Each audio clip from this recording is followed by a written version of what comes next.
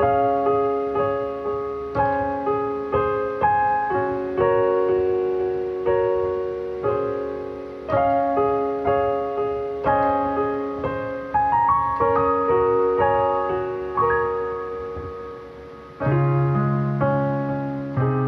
karunia dan damai sejahtera dari Allah Bapa kita dan dari anaknya Tuhan Yesus Kristus menyertai kamu sekalian. Amin. Shalom saudara-saudari, sahabatku semua di dalam nama Tuhan Yesus. Firman Tuhan yang hadir menyapa kita hari ini, hari Jumat tanggal 19 Juli 2024, tertulis di dalam kitab Nabi Hosea pasal 8 ayat 12. Mari sahabatku semua kita simak dan renungkan firman Tuhan yang menjadi kekuatan dan inspirasi untuk menjalani hari ini demikian. Sekalipun kutuliskan baginya banyak pengajaranku, itu akan dianggap mereka sebagai sesuatu yang asing. Marlok-salok sape patiku husurat tontu ibana, hirahata silebadoi dietongi rohana sida. Demikian firman Tuhan. Sahabatku terkasih di dalam nama Tuhan Yesus, kita bisa saja menjadi buta rohani, di mana kita tidak lagi peka terhadap suara Tuhan. Bahkan buta rohani ini bisa terjadi saat kita terlihat aktif dan terbiasa dengan rutinitas keagamaan kita.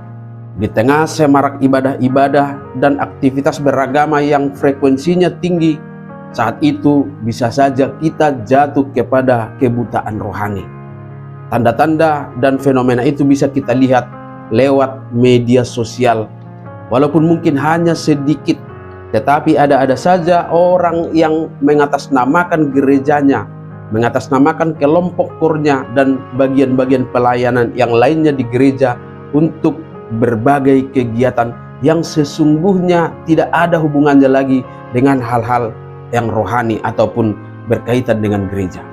Jadi tidak heran kalau sekarang ini pasti ada orang-orang tertentu dengan aktivitas gerejanya menjadi hanya sebagai selebriti gereja. Katanya melayani Tuhan, tetapi sadar atau tidak sadar dia hanya sibuk dengan penampilannya sendiri. Baiklah kita hati-hati dengan keadaan ini. Mari kita berefleksi tentang Efraim, salah satu suku Israel yang disebutkan Tuhan dalam nas kita ini sebagai sekumpulan umat Tuhan yang sekalipun Tuhan telah menuliskan bagi mereka banyak pengajaran, tetapi mereka akan menganggap itu sebagai sesuatu yang asing. Bahkan dalam ayat sebelumnya, di ayat 11 dituliskan, sungguh Efraim telah memperbanyak mesbah.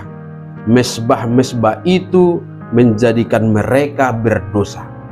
Alih-alih membawa mereka lebih dekat kepada Tuhan, mesbah-mesbah yang mereka bangun itu justru membuat mereka berdosa karena digunakan untuk penyembahan yang salah, untuk menyembah berhala-berhala.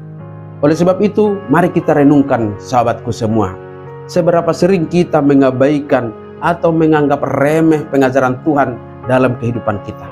Barangkali ada area dalam diri kita dan dalam hidup kita yang perlu kita perbaiki agar benar-benar sejalan dengan kehendak Tuhan. Bukan untuk sekedar menampilkan diri kita agamis, tetapi supaya benar-benar menunjukkan cara hidup yang sesuai dengan pengajaran firman Tuhan.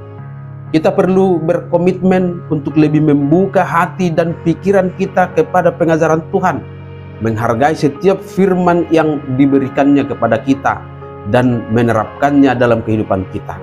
Sekali lagi, jangan remehkan setiap pengajaran dari firman Tuhan itu, sebab pengajaran-pengajaran ini adalah bentuk cinta, kasih, dan kepedulian Tuhan kepada kita.